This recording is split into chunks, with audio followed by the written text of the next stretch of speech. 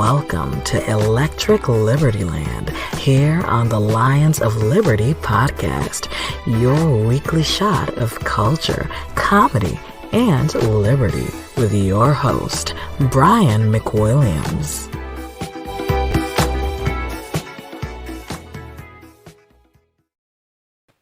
Good Electric Libertyland morning, afternoon, and evening to you out there in the sweetest world, the candy land of freedom, of free thinking, of free sexuality, whatever you want to be doing. Welcome to the show, guys. I am Brian McWilliams, and this is Electric Libertyland, your favorite home for all things liberty and bullshit related.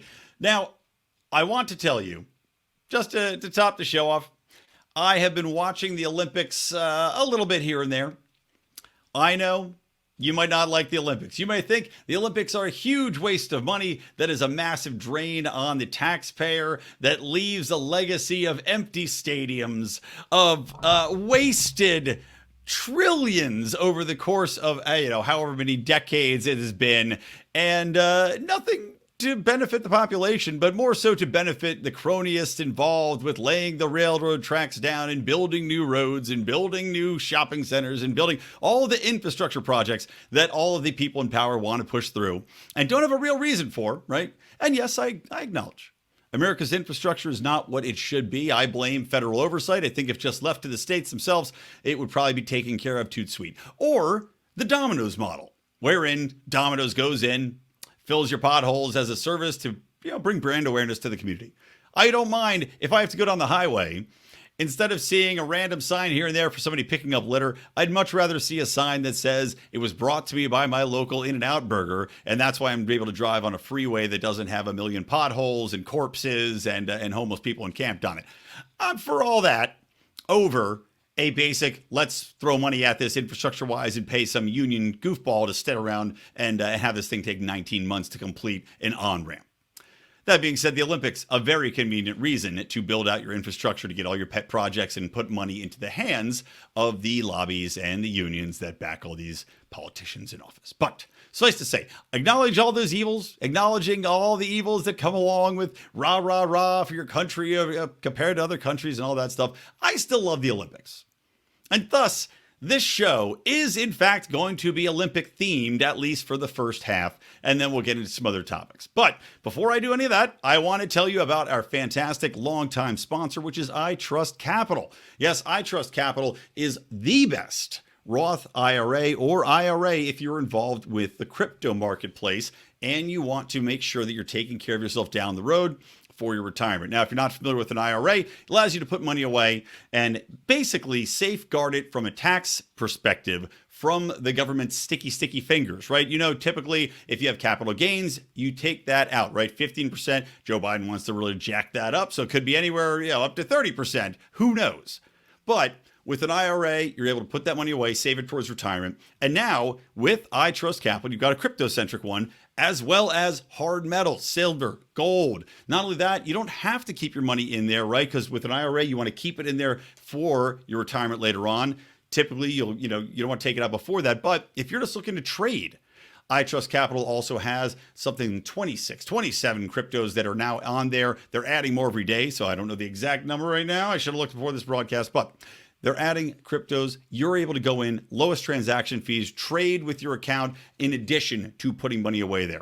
And the best part is they're going to give you $100 free Bitcoin just by either porting your existing IRA over or starting a new one. $100 free Bitcoin for you. Go to itrust.capital/lions. And you could also get their report on what the state of the industry is looking like.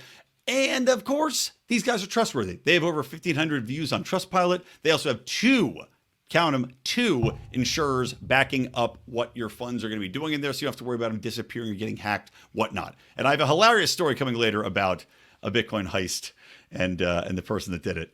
So anyway, itrust.capital/lions. And get in there today. Get your Bitcoin, get your future secured.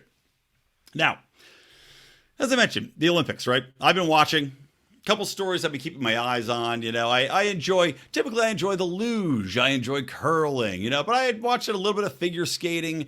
I don't really go for a lot of the X Games stuff. I think the X Games, the flips and the whips and we're going to go over bumps as fast as we can, mostly boring. The snowboarding race I think is kind of fun where they go over the track and there's 4 people because half the time they're just jostling and bumping into each other. And at least it's a legitimate race. I find solo events where people are jumping off of a ramp and spinning around boring. Ironically, though, I think the ski jump is fascinating. There's something about going down the ramp and just one goal, get as far as you can. Everybody's doing the same thing. That's more interesting to me than this freestyle skiing. But there's a freestyle skier named Eileen Gu, right? Eileen Gu. I think I'm saying that right. And she is an American born, right? She was Chinese mother, American father, but American born from San Francisco. Has already been pre-accepted to Stanford, so will be going to Stanford. But she has been a professional, she was skiing and into it from a young age. And let's not forget, look, every single one of these Olympic athletes, with very few exceptions, and one who I'll actually give him a shout out, there was a really interesting Mexican figure skater, male figure skater, who I saw, and I think it was like Daniel Carrillo or something like that. He was out there, did a great job. I was rooting for him to get a medal. But he had a fascinating story in that he's from Mexico, right? They don't have the facilities. They don't have the budget set aside for, let alone, men's figure skating. It's just not a big thing there. And they don't have private rinks and private training facilities, especially if you don't have money. If you don't have the money to send your kid to the America or to America or to Canada or to wherever to train. So kid went to the mall where they had an ice rink and he was just doing his whole routine, practicing at the mall. And he got really damn good at ice skating at the mall. So he said he's rehearsing his routine, skating around, and there'd be other people on the ice, right? And he couldn't even play his music if there's other people out there skating with him. But people would come up and ask him questions. And he said, the guy goes, well, what's the question people ask you most often? And he said, where are the bathrooms? That was his number one. Where are the bathrooms? This guy's out there doing triple sow cows, and somebody's coming up that needs to take a deuce, and they're like, hey, buddy, look, you're doing a beautiful skating job out here. I've got to make some beautiful movement of my own. Which way to the toilet? Which way to, what is it, the baños? So, hilarious. But for the most part, most of these people do not have a humble upbringing. They typically come from vast amounts of money, and they're able to go and they're able to do, like, for example, if you're doing ski jumps off of massive slopes, you're probably coming from money. That's not something that anybody can just do. So this this Eileen Gu girl, the Goo Goo Dolls is what her name of her future band should be.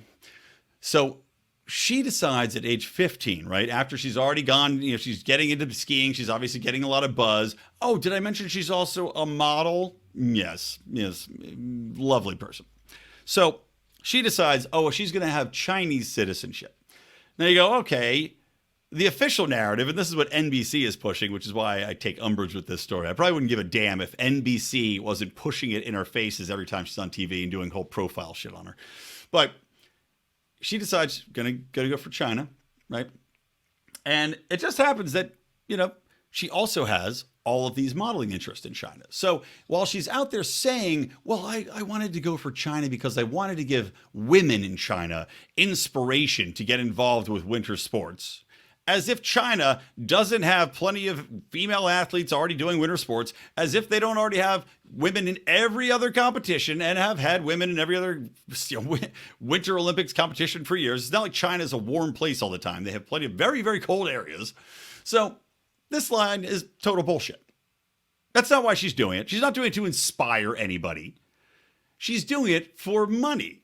And I'm not somebody that's got to crap all over money, but I can't stand watching NBC, which naturally wants to keep that money rolling in from the Chinese marketplace, just like with the film industry, but NBC bending over backwards to paint this chick as some sort of hero when she has A, betrayed her country of origin, when she has B, made up some line of complete deuceroo to pretend that she's got this altruistic mindset, right? Because everything now has to be woke. You have to tie into whatever's happening culturally, which it's a big time to get women's rights again, even though from looking around, it doesn't seem women are too downtrodden to me. But we got to push women's rights, right? So, we've got to inspire women across the globe. And that she just made it a choice. She just really wanted to get involved, get back to culture. No mention of the fact that she's got all these modeling gigs. She's been on the cover of Vogue. She's been on the cover of ELL magazine in China. She has all of these deals for massive modeling contracts. Now I'm sure massive sponsorships for everything else. The question is, why not here, right? Why not just do it locally? Maybe there's some time with her mother. I'm not sure what her mother's background is. But the other thing that kind of pisses me off is that usually when you do these things, it's because you want to make the team and you can't make it in the United States. Like there was another American athlete, again, from San Francisco. I don't know, I guess, obviously San Francisco is a huge Chinese population there. Otherwise, maybe they're just traitorous gits. These goddamn commies growing up in a commie-centric environment, now they want to go and ski and skate for the commies. But this other athlete, she wasn't as good. She's not setting up to win gold, but she made the Chinese team. I don't even think she's going to medal. But probably the Chinese team, as far as women's figure skating, wasn't as strong, so she was the best shot at making it. If that's your only way of getting into Olympics, I understand. Go for it. But this Eileen chick, she's already getting medals in every X Games, right? She's getting gold medals. She's setting records. She's doing, one of the top in the world and picked to win a gold medal again and multiple gold medals. So it's not like she had to do it to make the team. Just pure money play. And like I said, what really just bugged the living hell out of me was that you're watching NBC paint this girl like she's an American hero playing for China and for the sole purpose of self-enrichment. But you would never know it from the coverage. But again, we know where money's coming in. We know the marketplace that they're trying to kowtow to and cater to, and that is China, especially during this era of, anything that said ill about China will probably cut off that Olympic stream. Now, that was one thing about the Olympics I wanted to talk about.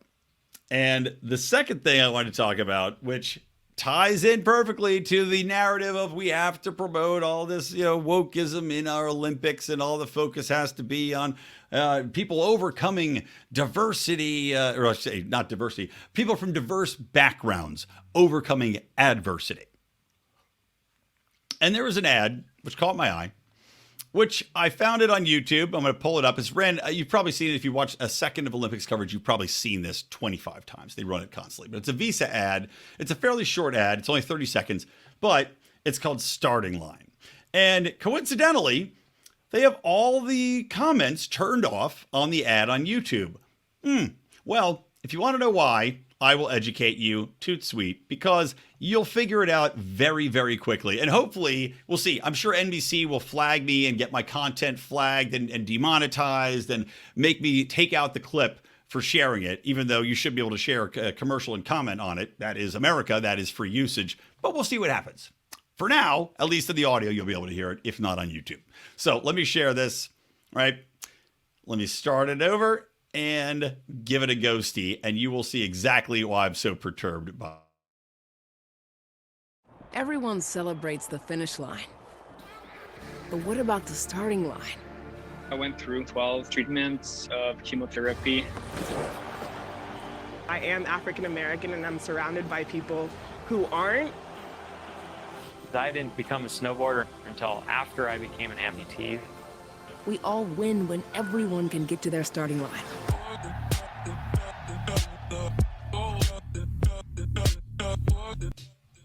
All right. So, yeah, there you go. You catch something in there that was a little bit weird? You catch something a little bit strange in that ad that doesn't quite add up? It's like that old game. It was like Picture Pages, where you have to find the thing that doesn't match. Or maybe it was an old electric company game. One of these things is not like the other. Well, one of those things ain't like the others, folks. And when you hear Visa, right? Okay, we all get to the starting line in different ways. Cool. Okay, so the first guy, damn, okay, he's a cancer survivor. All right, that's a really tough thing, physically overcome, brutal. That could kill you. Yeah, okay. The next chick, well, I'm African American and people don't look like me. Oh, and then the next guy loses a fucking leg. And they're like, he's like, I didn't start snowboarding until after I lost a leg. Oh, okay. So let me just rewind a bit. So according to Visa, being black is equal to surviving cancer, right? So people that if you're out there and you see somebody, if you're a black person, you see somebody wearing a cancer survival ribbon, feel free to take it off their chest and pop it on yours because it's the exact same thing. Clearly, being black, surviving cancer, exact same.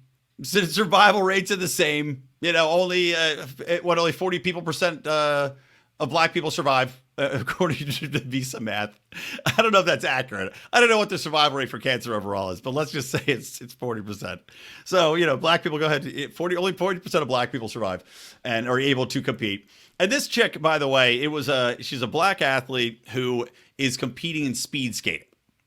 Now, yeah, I would imagine there's probably not a lot of black female speed skaters out there.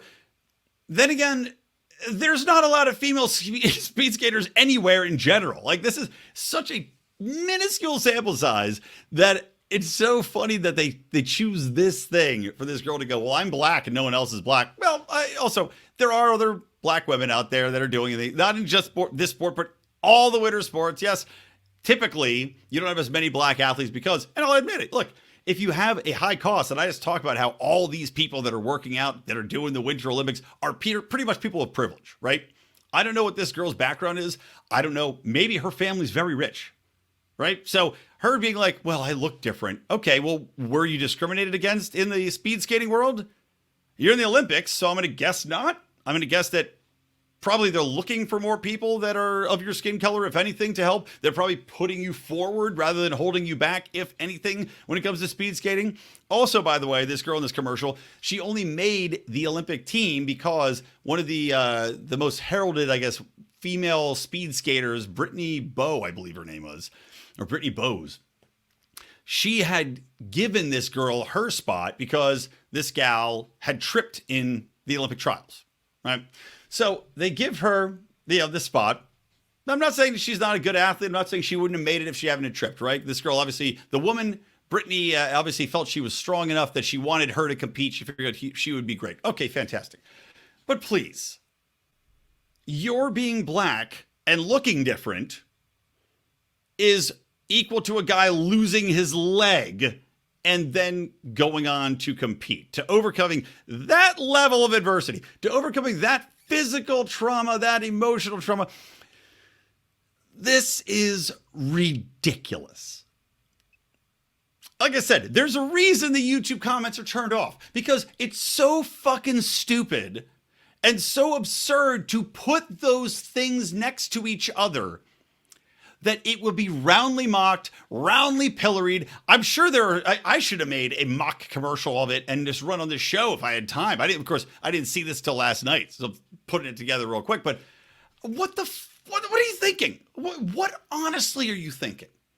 What would possess you to be like, this is not a bridge too far? After the year we've had, people are getting sick of this shit to begin with. People are getting tired of being preached to about wokeism, about how we have to always look at people's skin color first rather than any other of their beneficiary traits, right? Maybe this chick's really smart. Maybe, look, she's obviously a great athlete, great.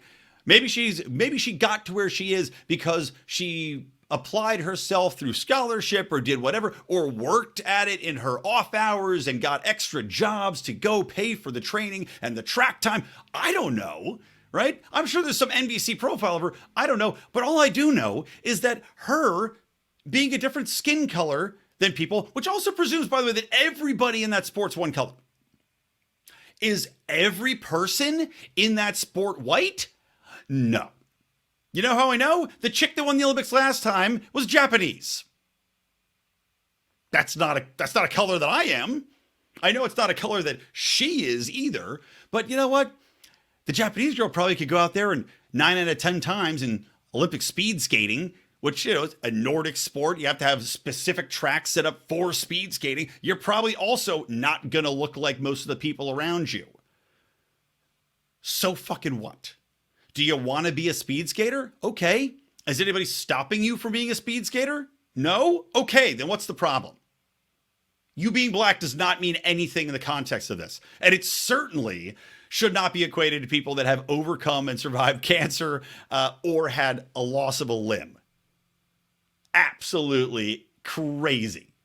But I welcome it. because it provides a wonderful foil for me to talk about. It also provides the world with an ample foil to laugh at Visa, to mock these people that think this way and that thought that this was some sort of groundbreaking ad, and that 95%, I'm going to go 95, I'm going to say even the 15% of the black population out there seeing that is rolling their eyes and going, are you kidding me with this stupid shit? They're not going to root for her.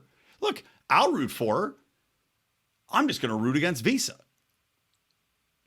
I don't root against anybody that takes this kind of tact. It's not inspirational to me. It's insulting. It's insulting to my intelligence as it is to every other person watching that commercial. So there you go. All right, so we'll leave the Olympics behind for now, right? That's enough Olympic stuff. We don't need to go into it. There was so far. The only other really funny thing was, and we talked about this actually on the Boring Podcast, which is the comedy podcast that I do with Howie and Rico and Odie, which is every Wednesday night. If you want to watch it live with us, we do a live show. We're drinking, we're joking. But we talked about, it's at 10 p.m. Eastern, 10 p.m. Eastern, by the way, every Wednesday.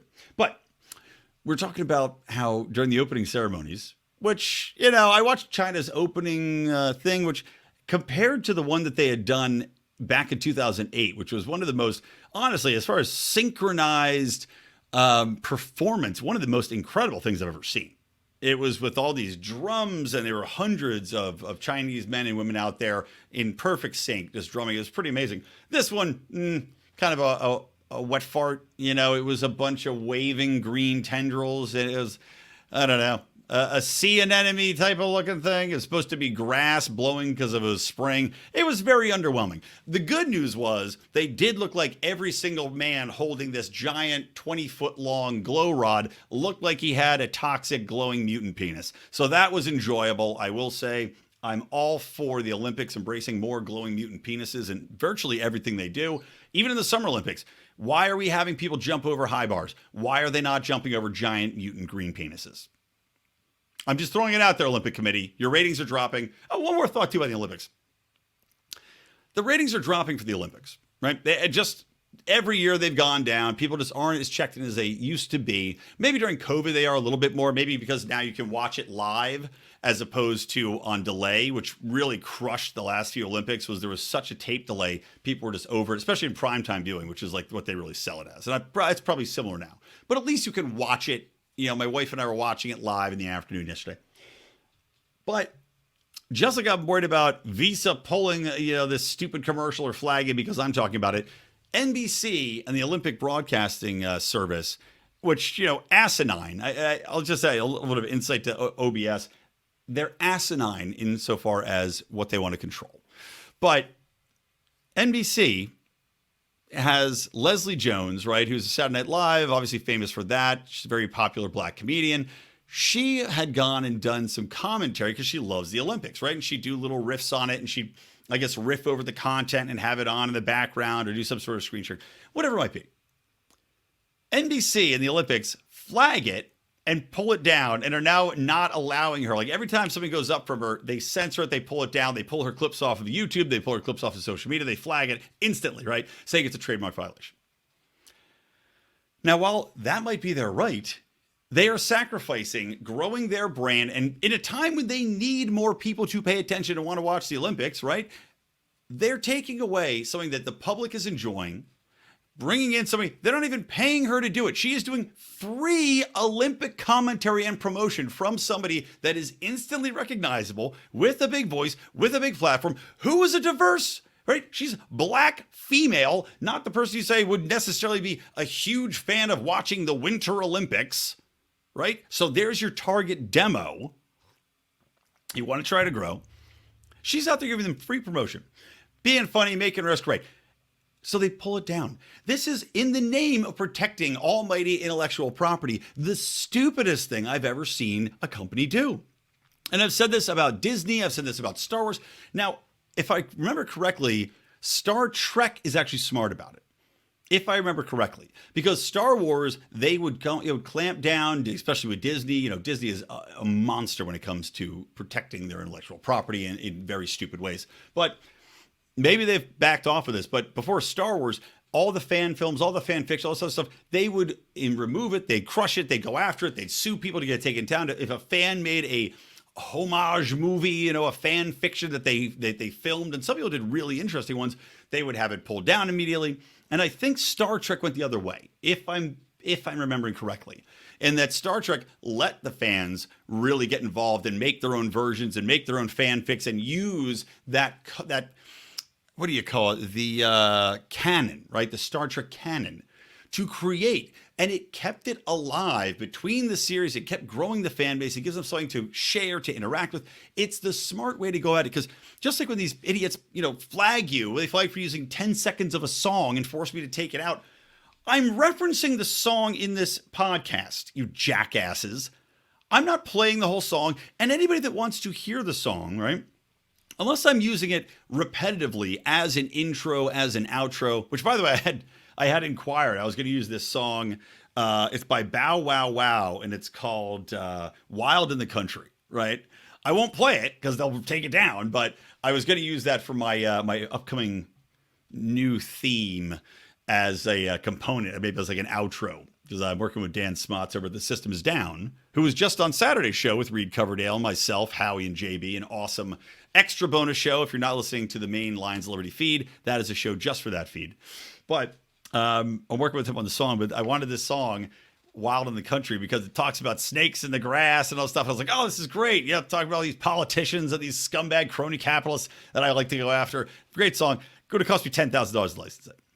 But point being, unless you're trying to do something which is a repetitive usage of a popular song, me playing the song one time or 30 seconds of the song is not something that's going to make people go, well, I shouldn't download that song now.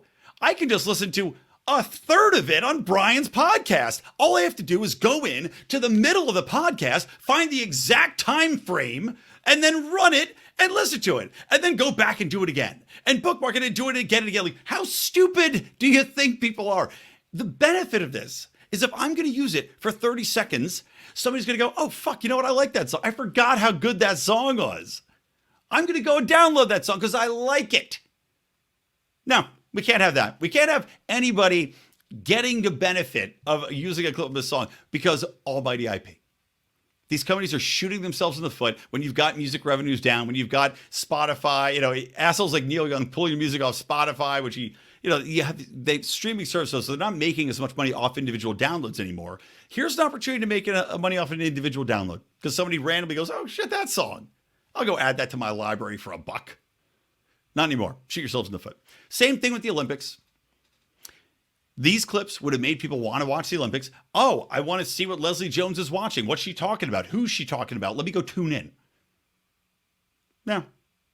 Go at NBC. Go to Olympics.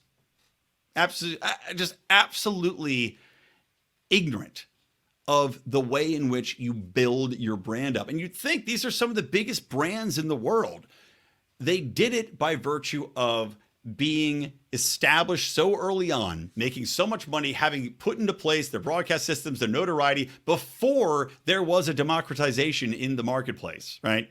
That they're living off of that. And there's a reason they're fighting tooth and nail every single second because the revenues are dropping. They are losing control and they have lost they've lost the threat. They don't get it anymore. And they're proving that with this stupid move. Just wow. All right, let's move on to another time. Okay, now we'll segue off of the Olympics. But before we segue off the Olympics, I want to tell you about another sponsor here at the Lions of Liberty, which is IPVanish, a VPN, which I do not go online anymore without. Now, if you're not familiar with IPVanish, one of the most trusted in the industry. These guys have 4.6 out of 5 on Trustpilot, thousands of reviews. But basically, if you're sick of people tracking you off the internet, advertisers, hackers, password grifters, whoever it might be, IPVanish is going to protect where you're at, protect your anonymity, protect your passwords, protect your account numbers, protect your browsing history even. If you happen to have, a perverted grandmother who's a hacker trying to get in and find out what dirty stuff you're looking at, IPVanish is there to help. Even down to protecting your physical location, guys. Now, IPVanish, as I said, is going to get in there and give you that sense of security where you don't have to worry about every little thing and worry about your private data being accessed at all times. Best part about IPVanish right now, though, isn't just the fantastic service they offer, isn't that you can use it across all of your different tablets, your Fire Sticks, I've got Roku over here, I've got computers and laptops, all this other stuff. Works across them all. And the simple one click, you turn on, bam, you go on, click that button, you're protected. But the best thing is that if you go to ipvanish.com/lions, you're going to put promo code LIONS in there and get 70% off of your subscription. That's basically 9 months free from using our promo code LIONS. Again, go to ipvanish.com/lions, promo code LIONS to get 70% off that year-long subscription. Make sure to protect yourself, keep your data safe, keep your privacy safe, and give yourself a little bit of time to breathe easy on the internet and not worry about this stuff. All right, ipvanish.com/lions. I thought this was pretty interesting. A couple things about some mainstream institutions. The first one is that CNN is Jeff Zucker, right, who is notable for, I would say, I guess, taking CNN to its highest ratings, which was during the height of the Trump mania when the world was brainwashed into paying attention to every single thing this man said. The TDS, the Trump Derangement Syndrome, took CNN to a height. As soon as Trump left, CNN's brand and its ratings crashed and plummeted to the lowest they've ever been, where it now basically doesn't have any anchor program, right? The most important hour in news, I guess, is, like the 9 p.m. hour. It's where Tucker Carlson is dominating. That's where, Rachel Maddow does a pittance of his numbers, but has her audience. CNN's got nothing there, right? Chris Cuomo, I guess, had some following, but he's now out for being corrupt. And CNN, of course, don't forget, CNN also has something like 4 different producers now that have been arrested for child pedophilia. It's a nice, good quality culture they've fostered there under Zucker. But Zucker had led the charge. He told his newsroom, we are going to be biased. We are going to attack Trump. We are going to be vociferously pro-Democrat. And we've seen what happens. People used to view CNN as the neutral. At least I did. I know everybody else I knew did. They knew MSNBC was leftist garbage. They knew Fox was, for the most part, rightist garbage. And they knew that CNN was pretty much right in the middle. Well, that all changed. And we saw the ratings plummet because without Donald Trump to anchor them, without people hate watching Donald Trump, there was nothing more for people to watch there. And CNN was so blatant in its coverage and how they framed things that people checked out. And you know where they went? Fox News. There's recent reports that came out that show that people, you'd think CNNers would have gone to MSNBC. You'd think they would have gone to even NBC or CBS. They've been going to Fox News. That's how poisonous CNN has become. Now, Jeff Zucker, hilariously, is out because he didn't disclose a relationship with their chief of marketing, who I believe is a married woman. So, cheating on her husband. But he didn't disclose that relationship, so he resigned. Now, the next guy coming in, and apparently Discovery Networks, like CNN has become weak, and Discovery is taking over CNN. So the head of head of Discovery, David Zaslav, Zaslav, had expected initially to work with Zucker, but now is looking to bring in somebody else. And basically, he's talking about doing a complete reboot of CNN. And some of the internal staff, of course, are saying, well, we want you to bring Jeff Zucker back. Not foreseeing that they are on a sinking ship and they are basically playing themselves into the waves like the members of the Titanic band. That's the culture he's built.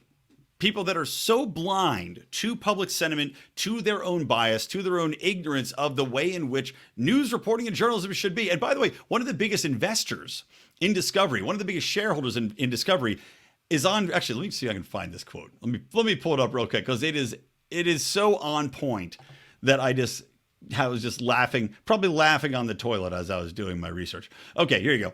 This is per a Variety article. One prominent Discovery shareholder, John Malone, has already been vocal. I would like to see CNN evolve back to the kind of journalism that it started with and actually have journalists, which would be unique and refreshing. Yeah, exactly.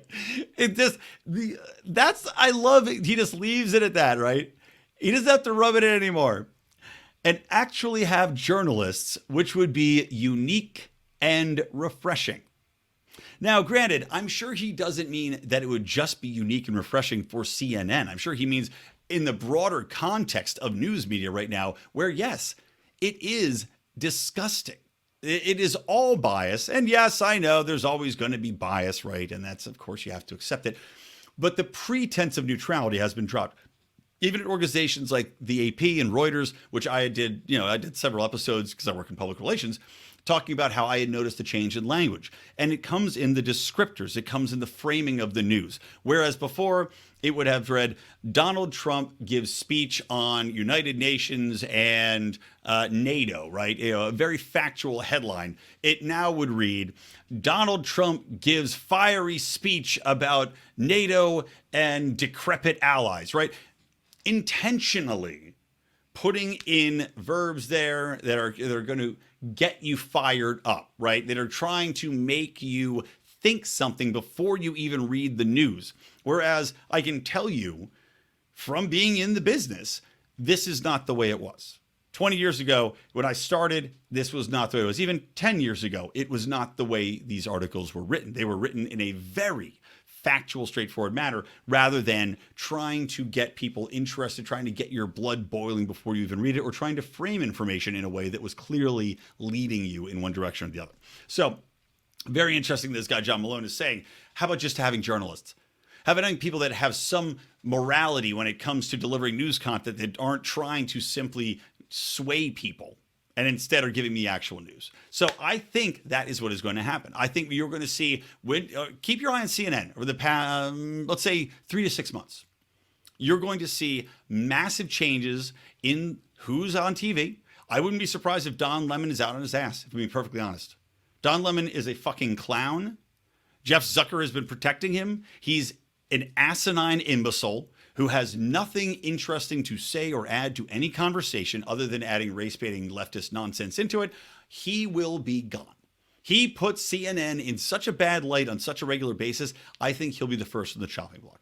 But you're going to see a lot of people follow. You're going to see a lot of newsroom empty out. You're going to see a lot of protests from CNN people. You're going to see a lot of negative stories coming out about how mean they are and how cruel they are and all this other shit as these people find other homes at Salon.com, at Vice, at MSNBC, at every other leftist organization, HuffPo and Vox Media and all this other crap.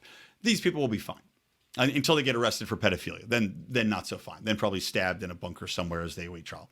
But watch and see, because I think you're going to see CNN undergo a revitalization and a full-scale burn it to the ground cleansing that actually might make it watchable again. Now, I don't watch any cable news, but if this happens to the degree I think is likely, it may be worth us sticking a toe back in that water. Maybe Davey Smith will get back on CNN. Wouldn't that be something? Maybe I'll get back on CNN. God damn it, get me back. Not that I've ever been, but I'd gladly come. So that's the one story. The next one is that Meta, which of course is Facebook's parent company, and the great, we went from Jeffrey Zucker to Zuckerberg, and Meta now is threatening me with a great time. Meta is threatening to give me everything that I want in life and more. And that is basically that they're virtually stating that they will shutter their operations if the European Union doesn't back off on its privacy and data sharing rules, which of course is how they make their money, how they communicate with governments. The irony is that, unlike the United States, I guess, the Europeans are actually taking their data protection seriously on the surface, right? Because I have to think European governments, especially Austria, which is now imposing a house door-to-door knock and check your passport system, even though everyone else is dropping their COVID regulations. Like even in California, Gavin Newsom just said, we're getting rid of masking. Now, TBD, if LA County does it, which is run by, Nazis, legitimate Nazis at this point, I would argue. And San Francisco, which, similar thing. I was there 2 weeks ago. Everybody was still in a mask, walking out outside. Outdoors, everybody in masks, giving me looks like I'm the crazy one. Regardless, interesting to see that the EU is being very, very vigilant on how they're protecting people's data, and that is bringing them face to face with Google Analytics, with Facebook, and their data collection, which of course is how they monetize and sell. So Meta said that if it couldn't rely on new or existing agreements to shift some data back to the US, which is why they're trying to get user data back to the US, and that's what's prohibited. Using, quote, standard contractual clauses, then it would, quote, likely be unable to offer a number of our most significant products and services, including Facebook and Instagram in Europe, according to Bloomberg. The warning came in their annual report. As I said, Facebook, don't threaten me with a good time. Don't threaten me with taking Instagram and all these other social platforms off that are warping people's minds, that are pitting people against each other. My God, what a new era, a new spring. Springtime for Hitler and Germany, to quote Mel Brooks' classic, The History of the World. What a revitalization of human interaction would occur if Facebook went simply dark and Instagram disappeared. My God, people would talk again. People wouldn't hate each other. People wouldn't scream at each other in the streets or know for a fact that somebody didn't put a Black Lives Matter black bar and under their Facebook profile, or didn't have a little banner that Facebook sponsored to remind you to mask up and learn to hate their neighbor and hate their loved ones and hate their aunts and their uncles for not going along with this common tripe. Just think how many ladies growing up, young inspirational chicks, wouldn't be ruined and decide that they have to inject their lips full of silicone or have to diet and destroy their bodies and get heart palpitations from throwing all their food up to look like all of their Instagram models. They wouldn't be conned into buying all sorts of horse shit products online. Wow. I mean, Facebook, please, what can I do to get you to stay? Do I have to crawl across the desert? Do you want me to suck your dick, Facebook? I'll do it. I mean, seriously, get the hell out of here. Good. Please, Facebook, go away. And look, I'm not a fan of regulations like this. I'm not a fan of the government necessarily overstepping the bounds, because I think people make a voluntary interaction with Facebook, right? We were talking about this a little bit on my buddy Matt Neal's show, which I was just on. By the way, check him out. I'll put a link in the show notes. Piece of Chaos is the name of the show. But I had about a 2-hour conversation with Matt, who's a very progressive guy, but also very practical, right? We had a great conversation talking about COVID, talking about vaccines, talking about very wide-ranging, kind of everything conversation, right? Even getting to gun rights. So check that out. But, we're talking about regulation, and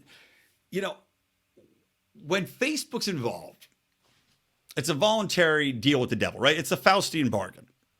And I'm fine with it as long as I know where are you selling my data to consumers, to businesses, or are you in bed with the government? Are you reporting my actions to the government to track me, to track my banking accounts? And now the problem is that Google and Facebook have gotten involved to an extent where Facebook isn't just about sharing your thoughts anymore, right? Facebook is tied into your wallet. You can use Facebook to pay for subscriptions. You can use Facebook to use PayPal and Venmo. Right? Facebook owns both of those, or Meta owns both of those. So now it's become such a component in so many people's lives, it's hard to separate that out, right? So while I am opposed to regulations, I do acknowledge people have made this bargain on their own. However, people didn't realize just how deeply they were getting in when it comes to government data sharing. And that's where I think this is a good thing. All right? I'd rather have people's data protected, even though it comes from a regulatory environment that I oppose. There are certain times where I'm going to be a little bit more of a gray area on regulation.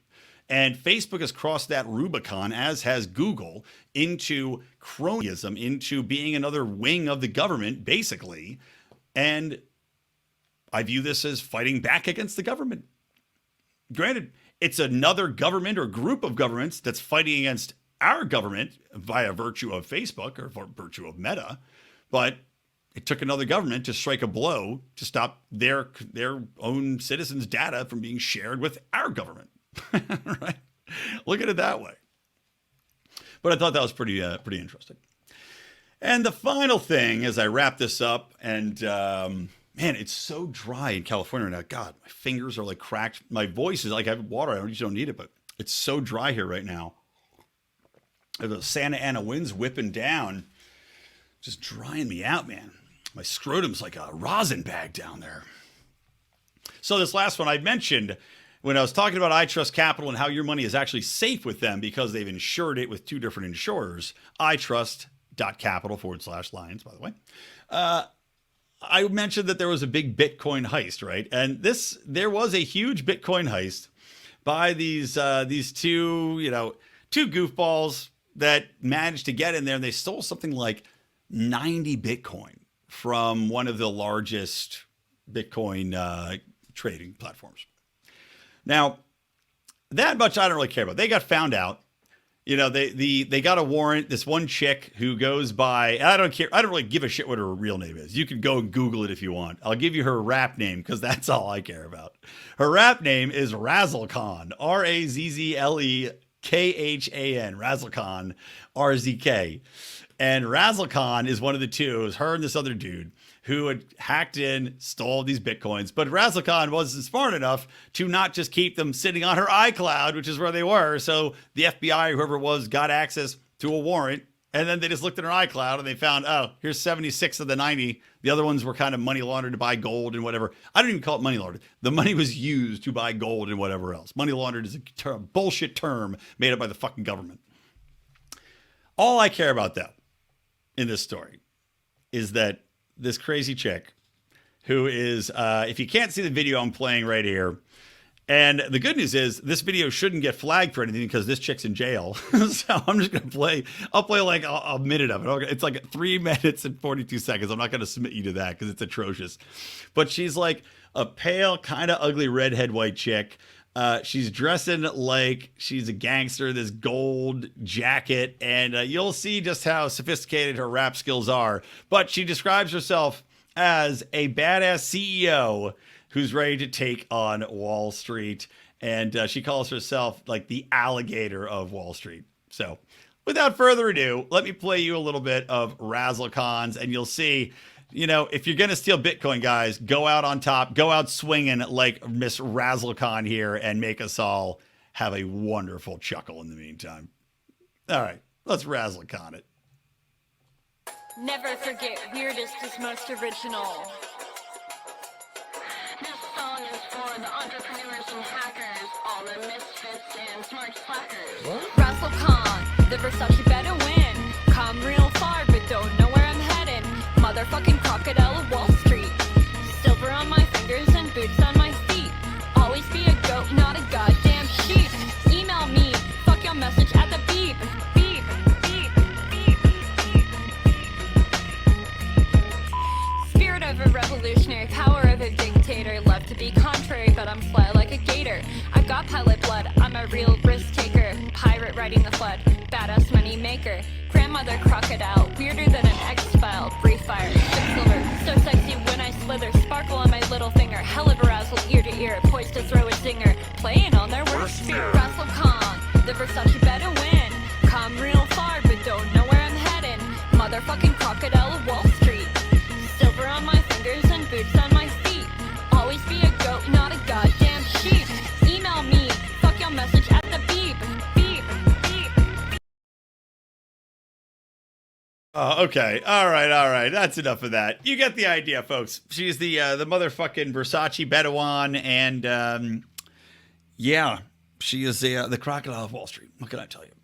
And I highly advise you to go to YouTube, go to Odyssey. Better to go to Odyssey because we know that YouTube at any point could remove our channel, and which is why, you know, we always have strikes against us. Why we can't do our live with chats and people giving money, you know, whatever the thing is where you can do live stuff and people can actually interact and give you cash and all that crap. We can't do that because we got flagged. So go support us on Odyssey. We know that our content is safe there, safe and sound, and you can see the video. With this gal who she had to have money to spend on it. I mean, it looks decent enough. It's just her walking around with Wall Street with a bunch of other ugly girls trailing her, doing crocodile motions, kind of like they look like they're doing the Thriller dance a little bit, but I guess it's supposed to be a crocodile. And yes, if you're wondering, she does sound like Sylvester Pussycat. Not to mock people that have speech impediments, but it is pretty funny when you're the crocodile of Wall Street and you have a shivering second. But hey, you steal 90 Bitcoin, You can slither and slur and slurp your way all down Wall Street. That's what I say. That's my words of wisdom, guys. So, to end this show, remember, we have 3 different wonderful podcasts here at Lions of Liberty, and I ask you to share, to rate, to vocally express your love for our shows. If you see people out there saying, hey, what shows do you guys like? You know what to tell them. You say, motherfucking Lions of Liberty. That's what I listen to. That's the only one I listen to. Even if it's a lie, just say it's the only one you listen to. It's the best. Old school.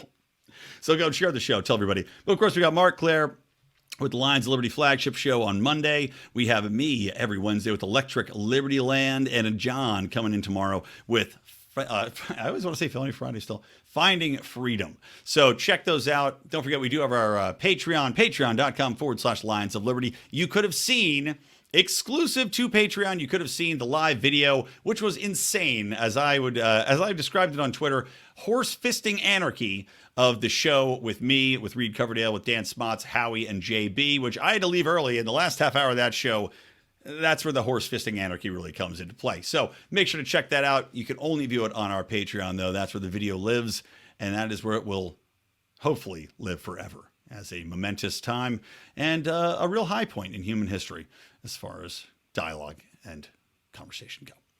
So you can also join us, lionsofliberty.locals. Go there, too. All right, that's it. Listen to Burning Daylight. Other podcasts, good stuff. Burning, Cowboys, drinking, Liberty. Yeah, that's it.